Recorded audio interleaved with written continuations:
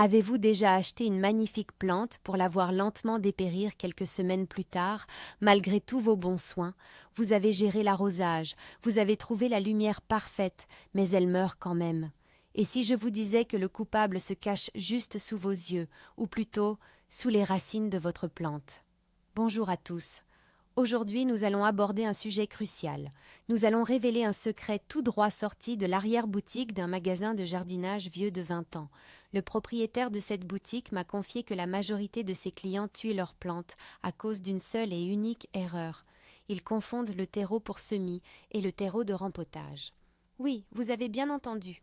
Utiliser la mauvaise terre est une condamnation à mort pour vos végétaux. Restez avec moi, car d'ici la fin de cette vidéo, vous ne regarderez plus jamais un sac de terre de la même manière, et vous allez enfin comprendre pourquoi vous n'avez pas vraiment la main noire. Vous êtes prêts? C'est parti. Pour bien comprendre cette erreur monumentale, il faut d'abord faire un petit voyage dans les rayons de votre jardinerie locale. Imaginez-vous devant ce mur gigantesque de sacs en plastique coloré. Il y a de la terre de bruyère, du terreau universel, du terreau pour géranium, et bien sûr, nos deux grands protagonistes du jour. D'un côté, le terreau pour semis, souvent appelé terreau de bouturage. De l'autre, le terreau de rempotage, ou terreau nutritif. Visuellement, quand vous ouvrez les sacs, cela ressemble à de la terre noire. Ça sent la terre. Ça salit les mains comme de la terre. Alors, la logique humaine nous pousse à croire que c'est la même chose. Historiquement, nos grands-parents prenaient simplement la terre du jardin pour tout faire. Mais aujourd'hui, les substrats commerciaux sont de véritables recettes de cuisine, formulées scientifiquement pour des étapes très précises de la vie d'une plante. Mélanger ces étapes, c'est comme donner le mauvais carburant à une voiture. Commençons par décortiquer l'erreur principale que presque tout le monde fait, la grande illusion de la terre universelle. Vous entrez dans le magasin, vous voyez un sac en promotion, vous le mettez dans le chariot et l'affaire est dans le sac, littéralement. Mais l'expert de notre vieille boutique agricole est catégorique. C'est ici que le drame commence. La plupart des gens pensent que toutes les terres noires se valent et qu'elles sont toutes pleines de nourriture magique pour les plantes. C'est totalement faux. Le terreau pour semis et le terreau de rempotage ont des missions diamétralement opposées. L'un est conçu pour être un berceau stérile et douillet, l'autre est conçu pour être un buffet à volonté riche et dense. Si vous inversez les rôles, vous provoquez une catastrophe biologique.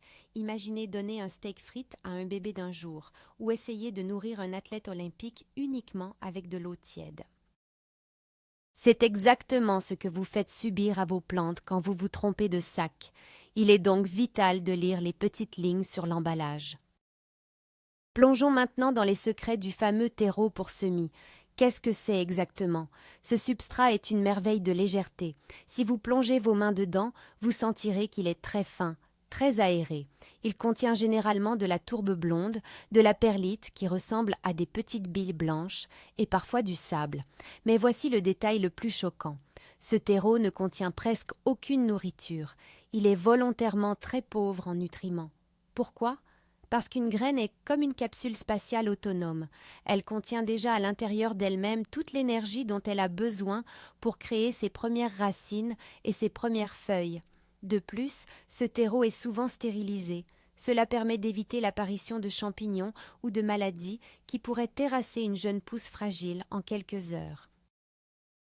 Le but de ce terreau n'est pas de nourrir, mais de retenir l'humidité tout en laissant l'air circuler pour que les bébés racines puissent respirer sans pourrir. Mais que se passe-t-il si vous ignorez cela et que vous utilisez ce terreau pour semis pour rempoter votre grande plante d'intérieur? C'est la famine assurée. Prenons un exemple très clair. Vous avez un magnifique monstera qui a besoin d'un nouveau pot. Vous le mettez dans ce terreau léger. Au début, tout semble aller bien.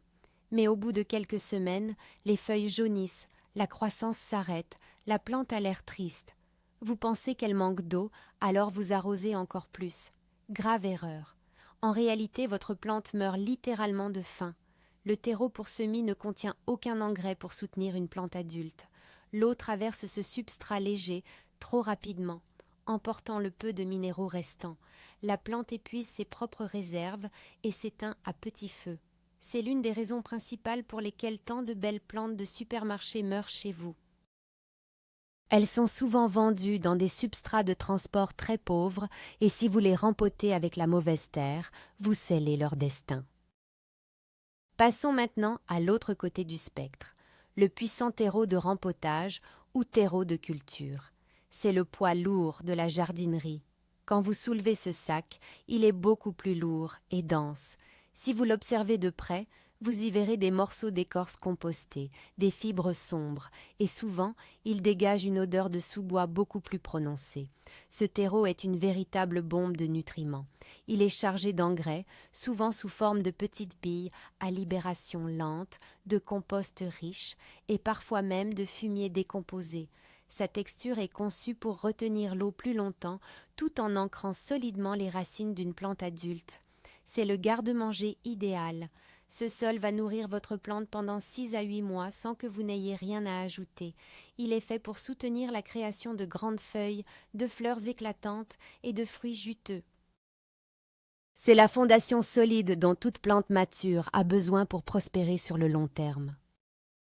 Alors, pourquoi ne pas utiliser ce super terreau nutritif pour faire germer vos petites graines? Après tout, plus de nourriture veut dire une croissance plus rapide, non?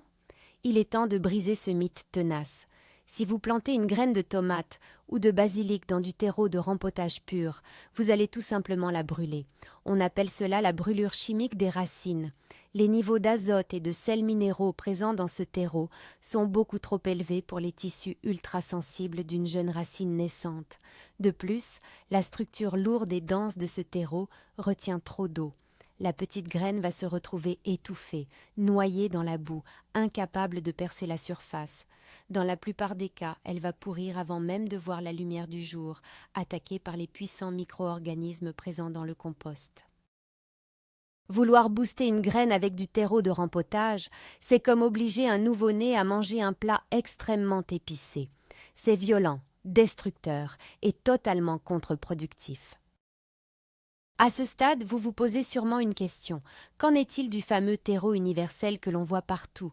Est-ce la solution miracle? Notre expert de 20 ans a un avis très tranché là-dessus.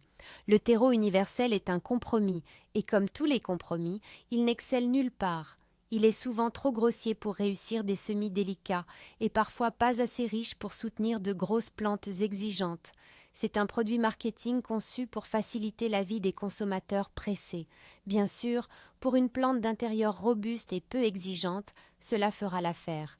Mais si vous voulez vraiment réussir votre potager, ou si vous cultivez des plantes délicates, fuyez le mot universel. Prenez l'habitude de retourner le sac et de lire l'étiquette. Regardez les taux de NPK, c'est-à-dire l'azote, le phosphore et le potassium. Pour un semis, ces chiffres doivent être proches de 0. Pour un rempotage, ils doivent être bien présents.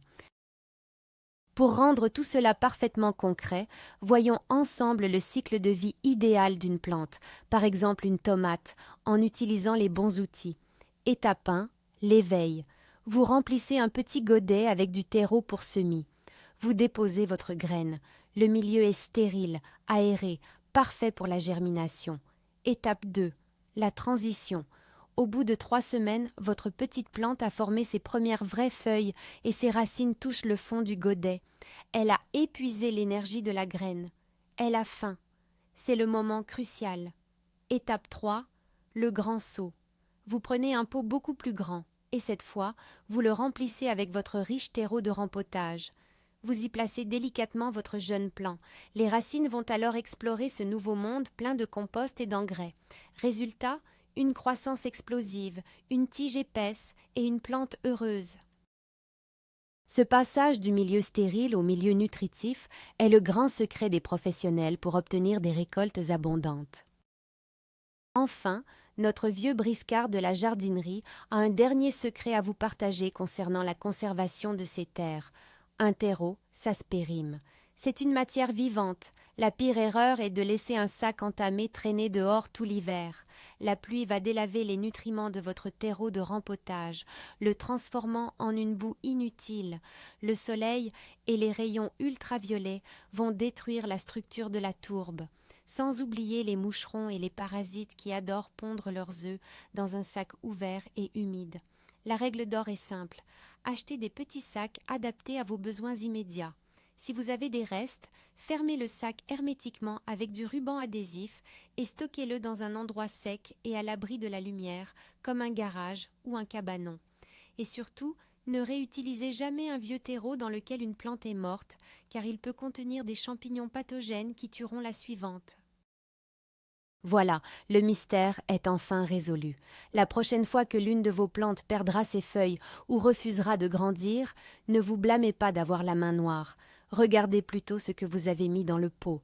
La révélation d'aujourd'hui change tout. En respectant cette règle d'or, utilisez un terreau stérile et léger pour les bébés graines et un terreau riche et lourd pour les plantes adultes, vous venez d'éliminer 90% des problèmes de jardinage.